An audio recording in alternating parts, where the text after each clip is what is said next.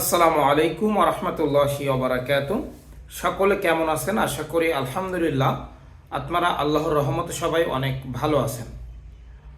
প্রিয় দর্শক শ্রোতা, ইতিমধ্যে আপনারা সবাই জানেন যে ভারতের সাথে বাংলাদেশের একটু ঝামেলা চলতেছে। বাংলাদেশে যখন আওয়ামী লীগ সরকার ক্ষমতায় ছিল তখন ভারতের সাথে বাংলাদেশের তেমন একটা দ্বন্দ্ব হয়নি। তবে যখন আওয়ামী লীগ সরকার বাংলাদেশ থেকে চলে গিয়েছে বা বাংলাদেশ তারা যখন ছেড়ে দিয়েছে, তারপর থেকে যখন ডক্টর ইউনূস ক্ষমতা গ্রহণ করলো, তারপর থেকে ভারত বিভিন্নভাবে বাংলাদেশকে হেনস্থ করার চেষ্টা করছে ভারতের বিভিন্ন মিডিয়া।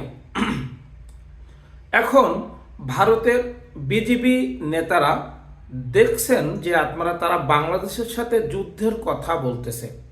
তো আজকের আপনাদের মাঝে আমি বলবো, যদি বাংলাদেশের সাথে ভারতের যুদ্ধ বাদে, আমি আশা করব যে যুদ্ধ হবে না, যদি হয় তাহলে বাংলাদেশের পক্ষ কারা নিবে এবং ভারতের পক্ষ কারা নিবে।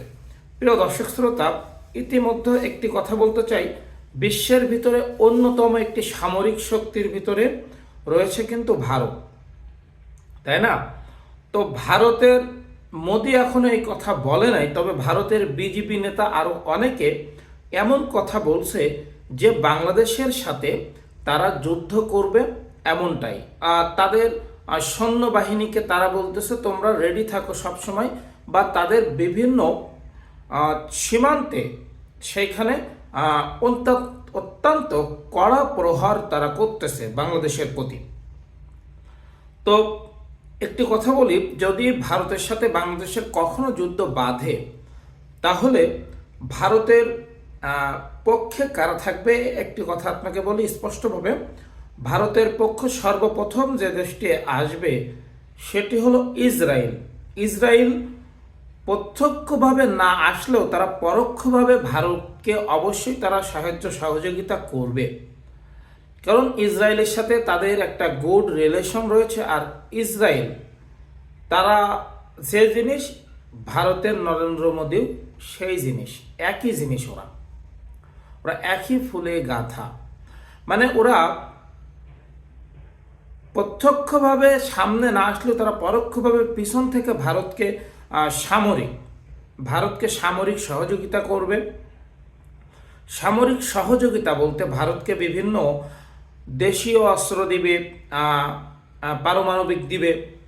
আর কূটনৈতিক হলে দেখুন যে ভারতকে যদি কূটনৈতিকভাবে কেউ সহযোগিতা করতে চায় তাহলে তাকে জাতিসংঘে বসা লাগবে, বসে তাদের যুদ্ধে বন্ধের আহ্বান করতে হবে, এমনটাই।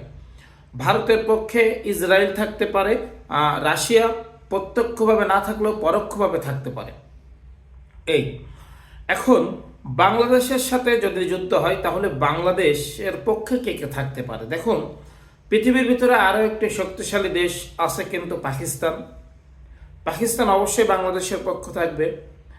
যেমন চীনও বাংলাদেশের পক্ষ থাকবে। এখন চীন আমাদের প্রত্যক্ষভাবে আমাদের সামনে থাকবে, সে পাকিস্তানও আমাদের প্রত্যক্ষভাবে আমাদের সামনে থাকবে, কারণ ভারতের সাথে ওই দুই দেশের আসলেই খুবই দ্বন্দ্ব লেগে রয়েছে। তো বাংলাদেশেরও সেম, এই দুই দেশেরও সেম। তো বাংলাদেশের সাথে অবশ্যই ভারত, চীন, পাকিস্তান অবশ্যই থাকবে, এবং ভারতের সাথে তারা প্রত্যক্ষভাবে না থাকলেও পরোক্ষভাবে ওই দুই দেশ থাকতে পারে। তো এটাই আর কি, এটা হতে পারে। আর কূটনৈতিকভাবে যদি থামাতে হয় যুদ্ধ, তাহলে জাতিসংঘ থেকে বসে যুদ্ধ থামানো লাগবে।